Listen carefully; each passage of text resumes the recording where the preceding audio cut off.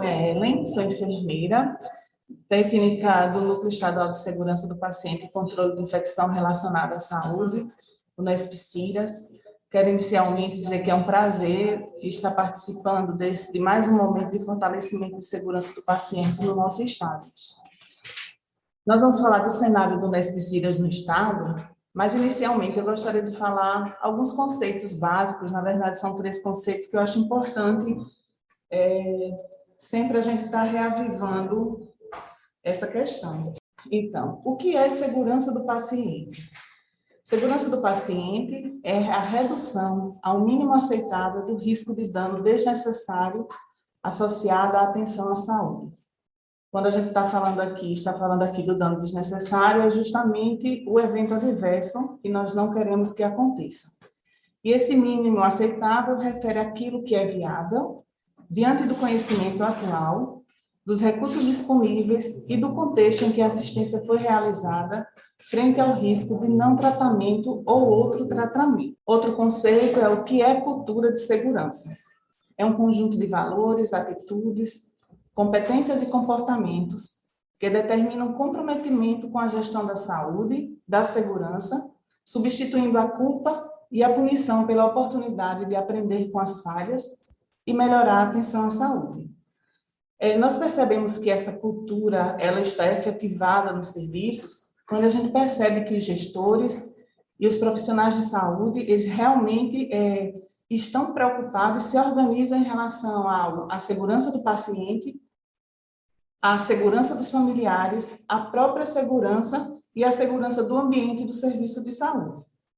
Outra questão também que a gente vê que a cultura de segurança existe no serviço é quando acontecem as notificações de eventos adversos e eles utilizam esses eventos, que na verdade não deveriam acontecer, mas acontecem, eles são utilizados não como no sentido de culpabilizar as pessoas, mas para aprendizado com o erro para que ele não volte a acontecer. E o que é a prática de segurança do paciente? É o tipo de processo e estrutura cuja aplicação reduz a probabilidade de ocorrência de eventos adversos resultantes da exposição ao sistema de saúde em uma variedade de doenças e procedimentos. Então, o que a gente observa é que onde essa prática acontece, o número de eventos ele diminui. E nos locais onde essas práticas não são desenvolvidas, existe uma tendência desses eventos acontecerem com a maior prevalência. Nesse contexto, em 2013, foi publicada a portaria número 529, que institui o Programa Nacional de Segurança do Paciente. O objetivo geral é contribuir para a qualificação do cuidado em saúde em todos os estabelecimentos de saúde do território nacional.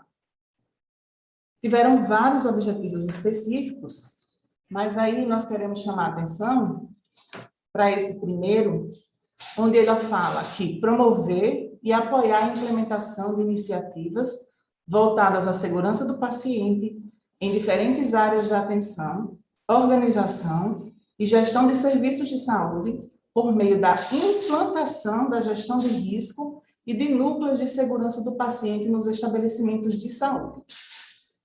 Ainda no ano de 2013, foi também publicada a RDC Anvisa número 36, onde institui as ações de segurança do paciente. Nessa RDC, também se coloca quais os serviços que vão ser aplicados a essa legislação, que são todos os serviços, sejam eles públicos ou privados, né, serviços de saúde, filantrópicos, civis ou militares, incluindo aqueles que exercem ações de ensino e pesquisa. É interessante colocar que os únicos serviços que estão isentos de possuírem um núcleo de segurança do paciente não é exigido, são os consultórios individualizados, laboratórios clínicos e serviços móveis e de atenção domiciliar. O artigo 4º, ele é muito importante, porque ele coloca que a direção do serviço de saúde deve constituir o núcleo de segurança do paciente e nomear sua composição, conferindo aos membros autoridade, responsabilidade e poder para executar as ações do plano de segurança do paciente em serviços de saúde. O artigo 10º Ele coloca sobre a notificação dos eventos adversos, que também é obrigatória. Ela deve ser realizada mensalmente pelo núcleo até o 15º dia útil do mês subsequente ao mês de vigilância, por meio das ferramentas eletrônicas disponibilizadas pela Anvisa. Lembrando que existe esse parágrafo único, onde existe uma exceção, que eventos adversos que evoluírem para óbito, esses devem ser notificados em até 72 horas a partir do ocorrido.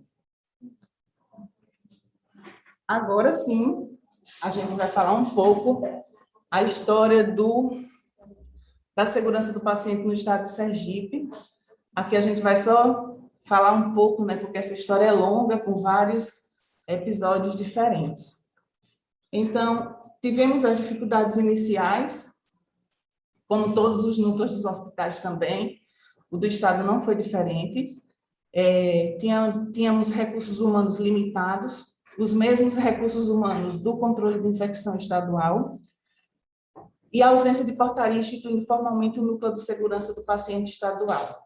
Essa questão da portaria nós não estamos aqui nos limitando apenas ao papel. É que quando existe uma portaria instituindo o núcleo, entende-se que a gestão está comprometida com as ações de segurança do paciente nesse caso. Então, foram várias reuniões, várias mudanças de gestão, vários momentos de sensibilização dos gestores para mostrar a importância do núcleo de segurança do paciente estadual, para que fosse instituído a portaria, fosse instituído o núcleo realmente, e desse condições para que esse núcleo funcionasse da forma adequada. Mesmo assim, com essas dificuldades, várias ações foram realizadas pela Coordenação Estadual de Controle de Infecção naquela época. Então, iniciou a orientação aos hospitais e maternidades para a instituição dos núcleos de segurança do paciente. A gente dava uma ênfase maior aos hospitais com UTI, porque eram os hospitais onde tinham indicadores de controle de infecção e onde as visitas da coordenação estadual tinham uma constância maior. Realização de reunião com a Vigilância Sanitária de Aracaju, solicitando que fosse exigido pelos hospitais, clínicas, a instituição dos núcleos de segurança do paciente, e tivemos uma parceria muito boa com a Vigilância Sanitária de Aracaju, porque a gente viu que com esse movimento aumentaram os números, o número também de núcleos instituídos. Realização de reunião com a Fundação Hospitalar, essas reuniões ocorriam pela necessidade de expor a necessidade de estruturar os núcleos nos hospitais regionais do estado. Ainda houve orientação quanto ao cadastramento dos núcleos de segurança do paciente e dos hospitais e maternidades no Notivisa, e a importância da notificação dos eventos adversos e a importância de transformar esses eventos adversos em oportunidades de melhoria e não como uma forma de culpar as pessoas. Então, era trabalhando a questão da mudança de cultura, incentiva aos hospitais a participação da autoavaliação de segurança do paciente, que começou no ano de 2016. Aqui, eu acho que é interessante a gente mostrar que o Hospital São José foi o primeiro hospital a apresentar o plano de segurança do paciente no estado. Queremos parabenizar a T. Shirley, que é a coordenadora do núcleo do Hospital São José, e que tem se mostrado sempre muito atuante nas questões de segurança do paciente dentro da instituição que se propõe trabalhar esse tema. E então, até que, enfim, em 2018, saiu, né, foi publicada a portaria estadual número 235, onde ela amplia a competência da Coordenação Estadual de Controle de Infecção relacionada à assistência à saúde para a Coordenação Estadual de Segurança do Paciente e Controle de Infecção relacionada à assistência à saúde. A CESP-CIRAS é um órgão deliberativo, independente, com singularidade própria, no âmbito de Diretoria de Vigilância em Saúde da Secretaria de Estado de Saúde. Então, em 2018, os clamores foram escutados pela gestão e foi sensibilizado em relação a esse assunto, e essa portaria saiu, e nesse momento já estávamos com um quantitativo maior de técnicos fazendo parte do CESP-CIDAS. Aqui é só para mostrar a vocês a evolução do cadastro dos núcleos de segurança do paciente entre os anos de 2014 e 2020. Em 2014, começamos com 5 núcleos apenas e evoluímos até 2020 para 31. 2021 não está aqui, mas até ontem permaneciam 31 núcleos cadastrados. Avançamos sim, mas precisamos avançar muito mais. Tem muito mais serviços de saúde que precisam cadastrar os seus núcleos e instituir os núcleos. Aqui é só uma imagem do site da Anvisa, que qualquer pessoa pode ter acesso para ver os serviços que tem instituído, que tem cadastrado o seu núcleo de segurança do paciente. Eu acho que é importante conhecer. Agora vamos falar da autoavaliação. A autoavaliação, ela faz parte de um dos objetivos específicos do Plano Integrado da Vigilância Sanitária, né, da Anvisa. Nesse objetivo específico, eles precisam monitorar as práticas de segurança do paciente e é utilizado o quê? A autoavaliação. Então, visando prevenir eventos adversos em serviços de saúde, por meio do estímulo à adoção de práticas seguras, a Agência Nacional de Vigilância Sanitária, Anvisa, em parceria com as coordenações estaduais, distrital e municipais de segurança do paciente, em 2016, iniciou o monitoramento de dados resultantes da aplicação anual da autoavaliação das práticas de segurança do paciente em serviços de saúde, em hospitais com leitos de unidade de terapia intensiva, UTI adulto, pediátrico ou neonatal. Lembrando que, a partir de 2021, estão inclusos também os serviços de hemodiálise. Aqui é um histórico também da nossa autoavaliação no estado de Sergipe, mostrando que, a partir de 2018, que foi quando começou em Sergipe o monitoramento realmente da autoavaliação, tivemos uma adesão de 69,2% e quase alcançamos a meta nacional, que era 70%. Em 2019, houve uma melhora considerável, onde a meta nacional seria de 80% e chegamos a 93,8%. E em 2020, também superamos, permanecemos com 93,8%, quando a meta seria 90%. Aproveitando que agora 2021, estamos bem na época da entrega das autoavaliações, né, do ano de 2021, então vamos entregar as nossas práticas, entregar as documentações, para que esse número, quem sabe, chegue aos 100%. Aqui a classificação de conformidade, eu coloquei esse slide porque acho que é importante vocês conhecerem como é classificado alta, média e baixa conformidade na autoavaliação. Então, o que é considerado conformidade alta? Conformidade alta são os hospitais ou serviços de saúde que alcançaram entre 67% a 100% de conformidade dos indicadores de estrutura e processo, inclusive os indicadores sobre instituição do núcleo de segurança do paciente e sobre notificação regular de incidentes no sistema Notivisa, Módulo Assistência à Saúde.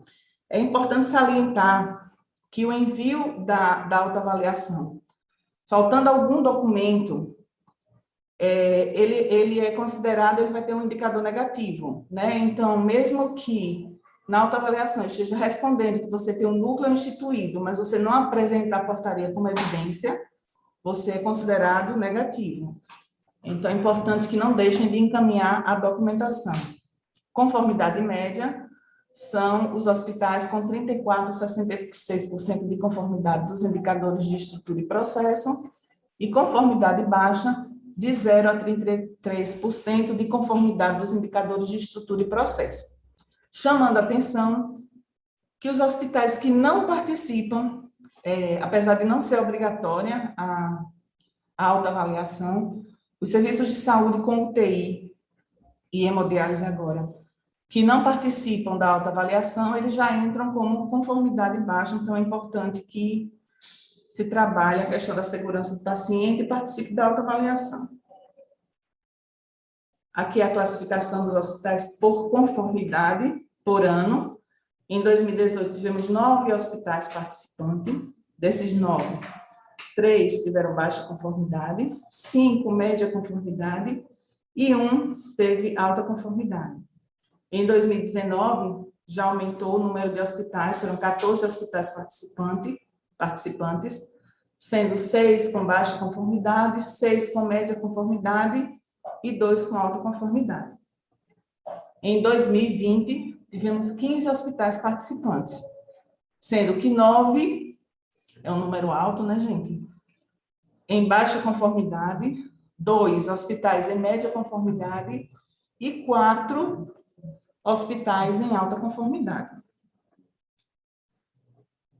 Esse resultado da autoavaliação, que eu vou mostrar agora, é justamente do ano de 2020, onde, como eu falei anteriormente, foram 4 com alta conformidade, e queremos dar parabéns aqui aos 4 hospitais que atingiram a alta conformidade, que foi o Hospital Universitário de Sergipe, o Hospital São Lucas, o Hospital Primavera e o Hospital São José. E a partir desse ano de 2020, a Anvisa está entregando declaração para os hospitais que atingiram 100% de alta conformidade. Então, agora queremos convidar o Dr. Marco Aurélio Góes para fazer uma entrega simbólica das declarações encaminhadas à Anvisa, ao Hospital Universitário de Sergipe e ao Hospital São Lucas.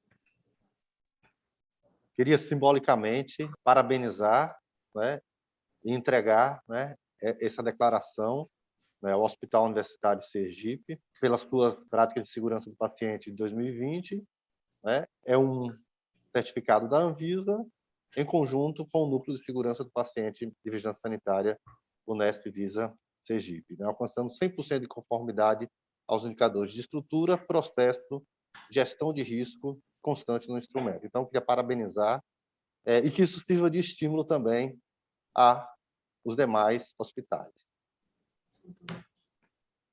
Queria também, né, parabenizar e fazer a entrega simbólica ao Hospital São Lucas, né, que também alcançou 100% de conformidade aos indicadores de estrutura, processo e de gestão de riscos constante no instrumento. Então, queria parabenizar essas 2 instituições, uma instituição pública, uma instituição privada, né, mas que conseguiram alcançar 100% de conformidade. Né, que isso sirva de estímulo para todas as nossas outras instituições, né, na busca, né, dessa certificação. E não só da certificação, na realidade, o que essa certificação reflete, que é uma qualidade, né, na segurança do paciente. Então, queria parabenizar as 2 instituições e todas aquelas instituições que também estão fazendo a sua avaliação, né, e que estão correndo atrás de melhorar esses seus indicadores. Queria parabenizar a todos. Esse momento, né? Parabéns aos hospitais, aos 4 hospitais, em especiais ao São Lucas e ao Hospital Universitário de Sergipe. E agora queremos fazer uma homenagem a essa pessoa maravilhosa, a enfermeira Nirley, que ela voou, né? E ela alcançou os sonhos dela.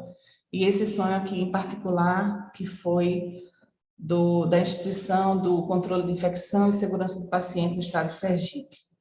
Então, gratidão a essa grande mulher profissional e nossa sempre coordenadora, enfermeira Nirley Borges, pela perseverança, determinação em fazer acontecer o controle de infecção e a segurança do paciente no estado de Sergipe.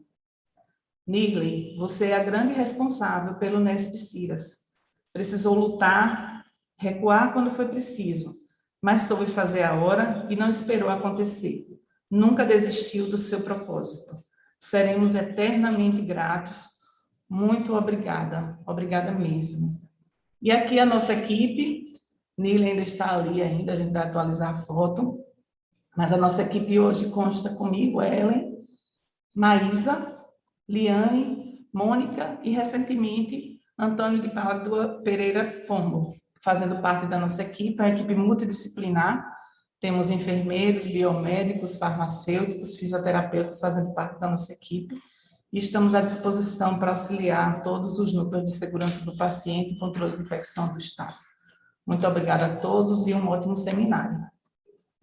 Extremamente honrada de participar e dividir esse momento com vocês. Eu fico muito feliz de compartilhar com vocês a minha experiência. Eu espero que hoje seja uma manhã de muito aprendizado e de troca, né? Que eu acho que essa é o grande objetivo. Bom, então, para me apresentar, né? Meu nome é Rebeca Galvão Fonseca, eu sou enfermeira. Eu sou enfermeira atualmente da Qualidade e membro do Núcleo de Segurança do Paciente no Hospital Renascença. Eu tenho hoje o desafio, né, e o prazer de conversar um pouquinho com vocês sobre a implantação do Núcleo de Segurança do Paciente, todos os avanços e as dificuldades que eu pude presenciar, que eu pude experimentar. Eu tenho dois momentos de implantação distintos, né? Um foi no início na verdade, no início da minha vida profissional, basicamente. Não tão no início, mas lá em 2014, 2015, mais ou menos. E como ainda enfermeira do Núcleo de Segurança do Paciente, coordenadora do núcleo, mas também enfermeira do controle de infecção hospitalar, né, do serviço de controle de infecção hospitalar. Então, eu tive o prazer e a responsabilidade de implantar um núcleo de segurança do paciente numa época que as coisas estavam começando, de fato, a tomar uma proporção mais importante, né? Se fala de segurança do paciente há bastante tempo, mas desde 1999 com mais ênfase, em 2013 com a resolução que foi importante para que pudéssemos implementar nos serviços de saúde, vindo, né, com essa obrigatoriedade especificamente. Mas lá no início era um desafio porque era tudo muito novo, né? Então, eu acredito que hoje, enquanto enfermeira do núcleo, em 2021, a minha experiência foi um pouco diferente. Acredito que os avanços e as melhorias, elas são, para mim, bem perceptíveis, mas acredito que ainda existam pessoas atualmente, né, serviços que estão passando por esse processo de implementação. E eu sei o quão é difícil conseguir esse apoio, né, e fazer acontecer de fato. Eu trouxe 4 pilares, né, que eu gostaria de ressaltar, que durante a implantação eu acredito que seja bem importante, né? O primeiro é o compromisso institucional.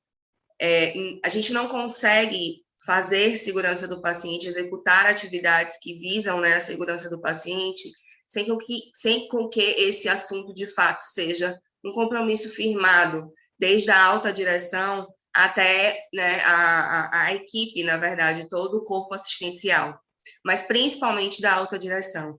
É fundamental que a segurança do paciente ela não seja vista somente como um assunto de marketing, né, para os serviços de saúde, mas que, de fato, isso seja um compromisso, que seja uma prioridade. Prezar pela segurança do paciente é trazer também uma qualidade, né, associada aos cuidados que são prestados, aos serviços que são ofertados para a comunidade, que é indiscutível. Então, não tem, de fato, como o núcleo conseguir executar atividades que sejam importantes, ações e estratégias focadas para a segurança do paciente, sem esse incentivo e sem esse apoio, né, da alta direção. Então, precisa estar institucionalizado. Os serviços de saúde precisam respirar, né, a segurança do paciente, realmente conseguir fazer com que isso aconteça. Eu acho que o compromisso está intimamente relacionado com a questão da cultura justa de segurança do paciente, né? Acho que o primeiro passo que enquanto núcleo, né, nomeação dos membros e talvez um sentimento comum entre a equipe seja justamente de fomentar e disseminar que essa cultura de segurança do paciente aconteça durante a rotina e seja pensada de uma forma muito natural por todos os colaboradores, né, da instituição. Então, eu acredito que as ações, elas são colocadas em prática de forma mais assertiva e efetiva, e também em relação à mitigação, né, dos riscos e notificação dos riscos, acontece de forma também muito mais consciente e madura, né? Então, acredito que essa seja uma das principais dificuldades que os hospitais conseguem, né, as instituições, elas encontram durante a implementação, que é justamente o entendimento de que essas ações focadas para a segurança do paciente, elas têm a intenção de prevenir esses danos, né, os incidentes e os eventos adversos, e que o processo, ele é o foco centrado, né, de melhorias, e não a culpabilização de pessoas. Então, isso é muito importante. Se a gente não tem essa cultura bem estabelecida, todo o processo ele fica um pouco comprometido, né? Porque automaticamente, se o profissional ele não sente isso com naturalidade, ele possa pensar que aquilo que ele faça, ou que ele gere, ou o risco que ele está exposto, né, a deixar o paciente, na verdade, exposto, pode se tornar uma arma contra ele mesmo, né? E caso o processo, inclusive, seja desorganizado, ele não visa essa melhoria, essa prevenção, e automaticamente também nós, enquanto núcleo, não iremos saber o que acontece de verdade na instituição e quais são os riscos que de fato estão ali mais eminentes, né, mais prevalentes. Então, é muito importante que essa cultura de segurança justa e não punitiva seja muito bem trabalhada, relembrada, inclusive, periodicamente. Para as ações estratégicas, né, eu acho que a literatura traz uma fundamentação, né, muito vasta e que dá um embasamento com tranquilidade e segurança para que todos os profissionais, né, consigam entender, né, sobre a implantação do núcleo, o que é, o que deve conter, qual o papel, quais são as funções, quais são as nossas atividades, o que precisamos, né, elaborar para que de fato isso aconteça. Então, nós temos aí as 6 metas internacionais como um padrão mínimo de busca de qualidade e melhoria. Então, acredito que seja mais fácil, né, de buscar essas informações. Inclusive, tem um manual disponibilizado pela Anvisa que fala exclusivamente sobre a implantação, que dá esse suporte e aparato, né, para que os profissionais e o núcleo consiga estabelecer as suas atividades. Então, as ações e estratégias são focadas para isso, mitigação dos riscos, identificação e tratamento, né, das possíveis causas ou possíveis incidentes e eventos adversos que estão associados à prática, né, de cuidado e de assistência à saúde que é prestada para os pacientes. Um outro ponto que eu acho importante, que colabora até com o que eu falei antes do compromisso institucional, é o engajamento das lideranças e do corpo assistencial.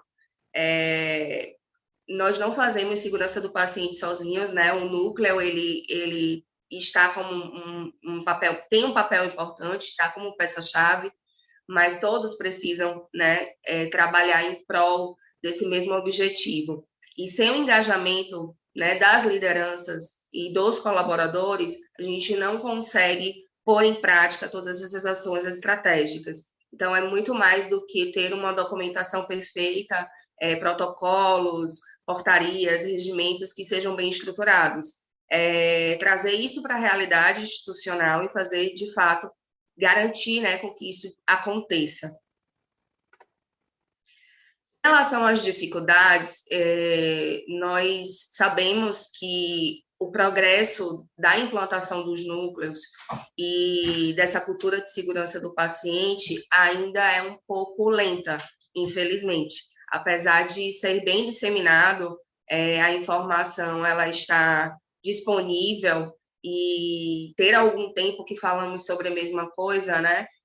Ainda estamos a passos um pouquinho lentos.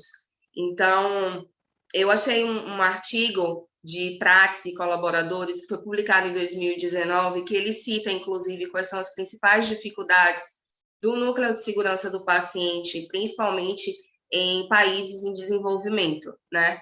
Então, a limitação de recursos financeiros para investimento em ações que são focadas e que visam a segurança do paciente, essa fragilidade da cultura de segurança do paciente, aí foi o que eu comentei aqui com vocês já, sobre o quanto a cultura punitiva ou uma visão inadequada do que é a cultura de segurança do paciente pode impactar, né, no desenvolvimento dessas ações estratégicas e também na avaliação dos riscos, né, do cenário, na verdade, que o serviço de saúde ele contempla naquele momento.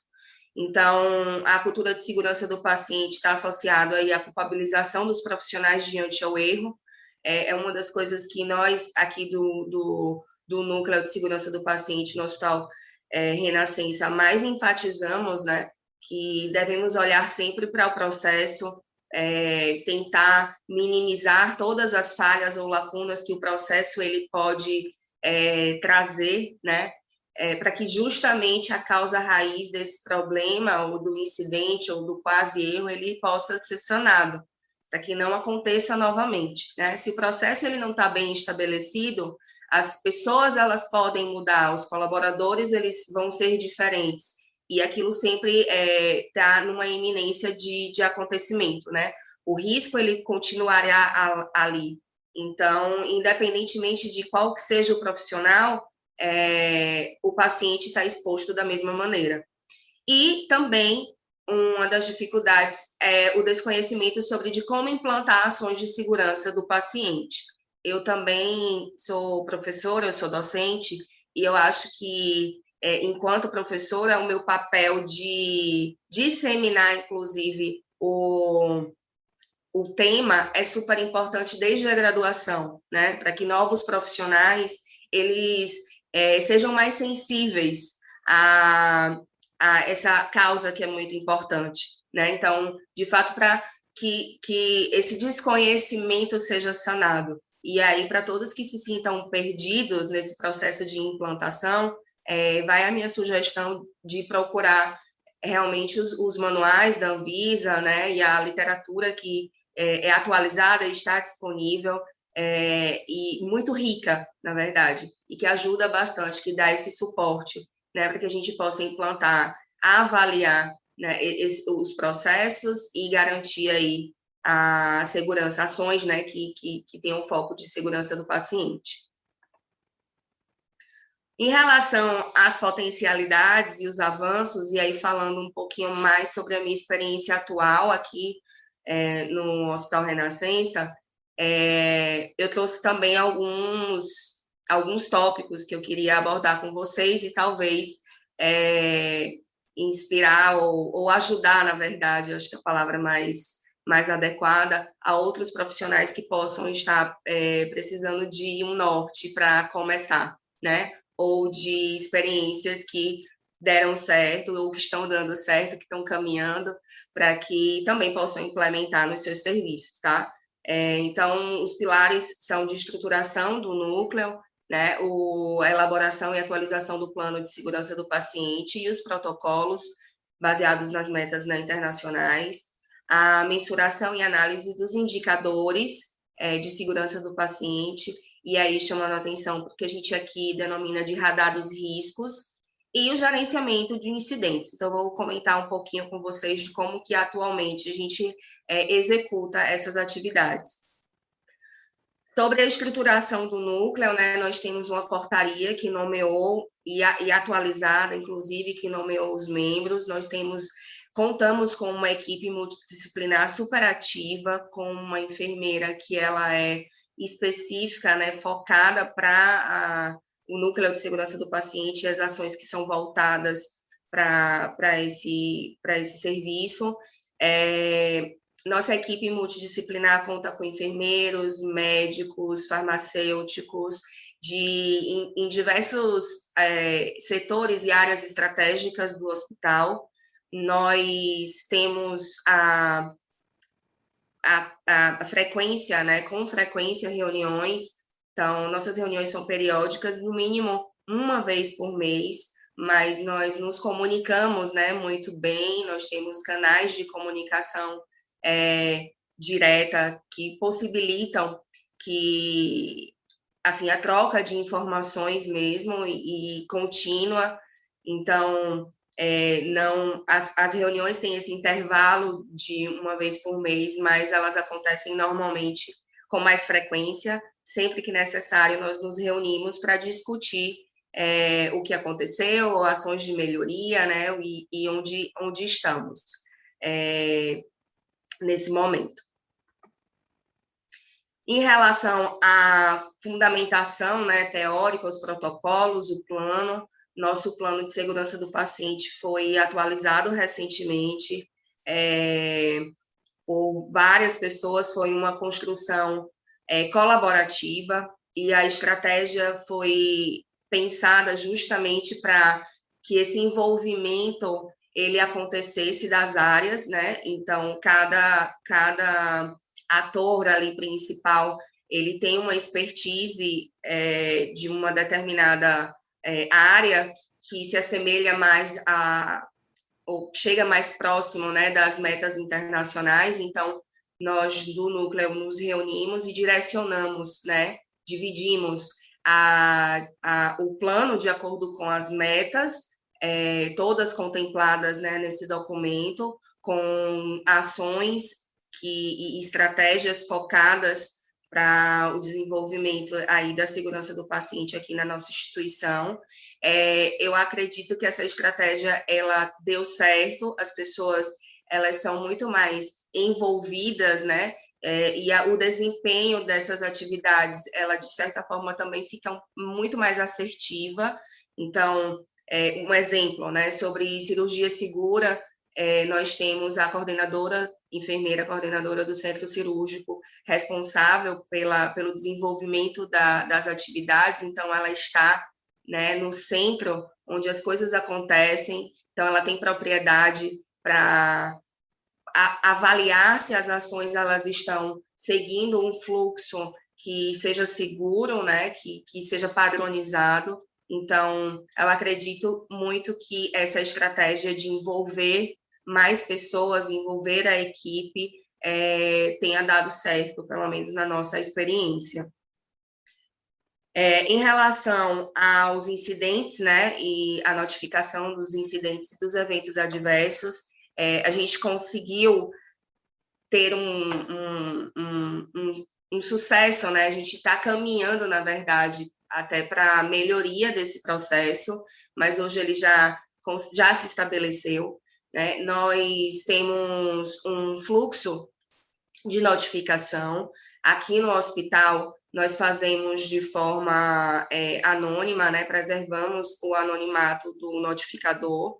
Então, por isso, nós temos caixas espalhadas no hospital, em pontos estratégicos, sem que tenha a presença, por exemplo, de câmeras de segurança. Então, para justamente garantir essa notificação anônima e fazer com que a pessoa se sinta à vontade, né, de fazer o registro. Ele atualmente é manual, então nós temos uma ficha específica com dados, né, a serem preenchidos pelo notificador, e assim, após, né, a notificação, esse formulário chega até o núcleo de segurança do paciente e a enfermeira ela consegue direcionar para que o evento ou o incidente ele seja analisado, né? Seja investigado e analisado e tratado. Então, o nosso fluxo é bem estabelecido, a enfermeira consegue tabular a ocorrência e ela vai em busca da área envolvida, né, do gestor da área envolvida, e nesse momento eles conseguem investigar o que aconteceu, né, e a depender da classificação do incidente, nós temos a utilização de ferramentas de gestão da qualidade para a identificação da causa raiz, né, do problema e também do planejamento de ações de estratégicas para melhoria. Então, aqui no hospital, nós utilizamos a ferramenta dos 5 porquês para identificação e análise da causa raiz, né, com foco, de fato, no processo. E, a depender, como eu falei, do nível de gravidade do evento, né, seja moderado, aqui nós utilizamos a padronização para moderados e graves, e também os eventos e incidentes repetitivos, por entendermos que se ele acontece, né, por mais de 2, 3 vezes, ele pode se tornar um risco potencial. Então, é importante que ele seja tratado também, mesmo que ainda seja um risco latente. Então, é investigada a causa através dos 5 porquês, e depois nós utilizamos a ferramenta dos 5W2Hs para poder direcionar quais são as ações corretivas e preventivas para que o risco, ele de fato seja minimizado, tá? Em relação aos indicadores, a nossa mensuração e análise é realizada de forma mensal. Os gestores, né, os líderes das áreas específicas, eles conseguem acompanhar a ocorrência dessas notificações também. A enfermeira do Núcleo de Segurança do Paciente faz a tabulação e análise, né, dos incidentes, dos eventos adversos, e divulga mensalmente para toda a instituição. Então, todos os setores, todas as áreas e colaboradores têm acesso a essas informações, né, através de relatórios, gráficos, né, ilustrativos, com a linguagem muito simples e acessível, para que todos possam entender o que está acontecendo, né, quais são as ações e as estratégias que estão sendo pensadas, tratadas e executadas, né, para que a gente possa, de fato, garantir essa segurança ao paciente, tá? Nós também utilizamos um radar de riscos, né, e ele é atualizado, né, mensalmente. A gente está construindo uma série, atualmente nós estamos construindo uma série histórica para que futuramente o tempo de atualização desse radar, né, ele seja até um pouco maior, mas para identificar de fato quais são os riscos predominantes em cada área, tá? E para que, de fato, a equipe ela fique mais atenta e mais alerta à ocorrência e desses riscos, né? A prevenção desses riscos. Então, nós temos a divulgação mensal por área, né? Por setor, de qual é a prevalência dos incidentes e a incidência também daqueles incidentes e das ações que estão sendo executadas naquele momento. Isso é importante, a gente viu que tinha que era interessante justamente para que também o nosso programa de educação continuada fosse mais assertivo, né? Então, o núcleo ele tem um cronograma anual de divulgação das metas de segurança do paciente, com foco, né, nos protocolos institucionais, não só aqueles que são focados nas metas, mas nos demais protocolos que nós sabemos que são importantes de serem executados, que garantem também a segurança do paciente. Então, além desses treinamentos, dessas capacitações que já são programadas, o radar de riscos nos dá a possibilidade de agir de forma assertiva, né? Então, se naquele mês a ocorrência maior, foi um determinado incidente, nós trabalhamos também focado na mitigação do risco relacionado ao incidente que foi mais, né, percebido. Então, como a gente trabalha com segurança do paciente, não tem como não falar também, né, de capacitação, de treinamento, de conversa. Então, eu acredito que seja a peça, né, chave aí, fundamental para a execução das nossas atividades. Bom, sozinha eu não conseguiria falar sobre tudo isso, nem contar para vocês em como que funciona atualmente o nosso núcleo. A nossa equipe é muito envolvida, é muito atuante, é muito compromissada. Então, eu quero agradecer, inclusive, aqui formalmente, a todos os membros do Núcleo de Segurança do Paciente do Hospital Renascença, ao André Alves Catapreta, que é o coordenador do núcleo, a enfermeira Jéssica, que é a executora do Núcleo de Segurança do Paciente, enfermeira Iane, que é responsável pela CCIH, enfermeira Tereza Caroline, o Sandro, que é responsável pelo NEP, o Job, que é o nosso farmacêutico, a Agnes, que é a enfermeira de segurança do trabalho, a enfermeira Daniele, que é da comissão de pele, de cuidados com a pele, o doutor Márcio de Farias, que é o nosso diretor clínico, o doutor Samuel Rodrigues, nosso infectologista, e a enfermeira Ingrid de Almeida, que é a nossa gerente assistencial. A nossa equipe tem a sorte de ser tão entrosada, né, de ser tão colaborativa, e eu acho que o reflexo do sucesso que nós estamos alcançando no caminhada, né, das nossas atividades depende deles, né, depende do compromisso de todo mundo, na verdade. Eu quero finalizar, deixar aberto aí as perguntas, os questionamentos e dizer que nós estamos aqui no Hospital Renascença disponíveis para troca de experiências, né, para conversas. O nosso e-mail é nsp@hospitalrenascença.com.br. Vocês podem falar com a enfermeira Jéssica, que é a enfermeira do Núcleo de Segurança do Paciente, comigo, ou com o André, que é o coordenador. Tem o nosso telefone. Eu queria agradecer novamente, né, a atenção e a presença de todos. É isso, obrigada.